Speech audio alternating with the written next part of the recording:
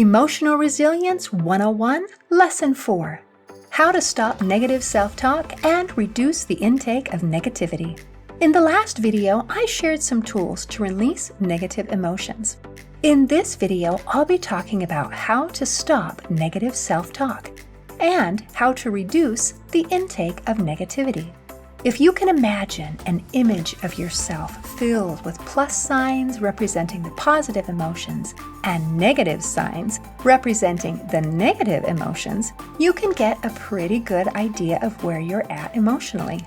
It's like a bank account with deposits and withdrawals. Our goal is to improve our emotional bank account balance by increasing the positive and decreasing the negative. We've talked about tools to increase positive and tools to release negative, but if we're constantly filling ourselves with negativity, then it's pretty hard to create a positive balance. Oftentimes, the number one culprit for filling ourselves with negativity is us. We can beat ourselves up all day with our negative self-talk, and it hurts us. It hurts us as much as any other form of bullying, and it's not okay. The first step to stop negative thinking and negative self-talk is to become aware of it. Sometimes it's so reflexive that we're not even aware we're doing it. Pay attention to how you talk to yourself. If you catch yourself thinking or saying something unkind about yourself, imagine a giant stop sign in front of your face, reminding you that this is not okay. Beating ourselves up is not the same thing as being humble. Humility is a positive trait. Bullying anyone, including ourselves, is a negative trait. Say to yourself, I am the kind of person who is kind to myself. And if you have to repeat that process 100 times a day, that's okay. The goal is to treat yourself with the same kindness and respect that you would give to a friend. The next step in treating ourselves kindly is learning how to measure by the gain rather than the gap.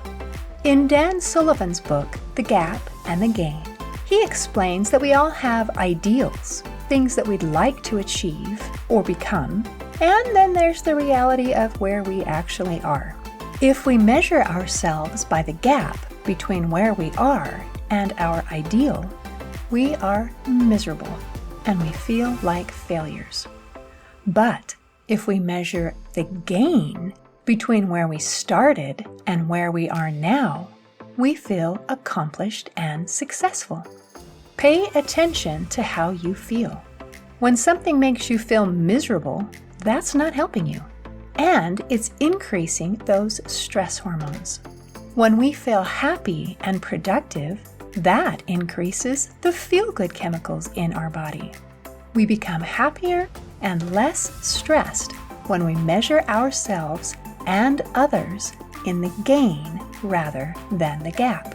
Another thing we can do to limit negativity is to limit social media, news, entertainment, or people that focus on negativity. Social media can be a great tool to stay connected, but it can also be a way to make ourselves miserable and feel less satisfied with our lives. Research shows that spending a lot of time on social media causes depression, anxiety, low self-esteem, and causes people to feel less satisfied with their lives. It's natural to compare ourselves with others, and we often compare their highlight reel to our blooper reel, and we don't measure up. Pay attention to how you feel. If you're scrolling through social media and you're feeling great, that's awesome. But if you're feeling discouraged and worthless, then it's not helping you. It's hurting you. Limit the amount of time you spend on social media. Set a timer, and when the alarm goes off, do something else. Don't worry about FOMO, the fear of missing out. What you're gaining is your own happiness. And that's something we really don't want to miss out.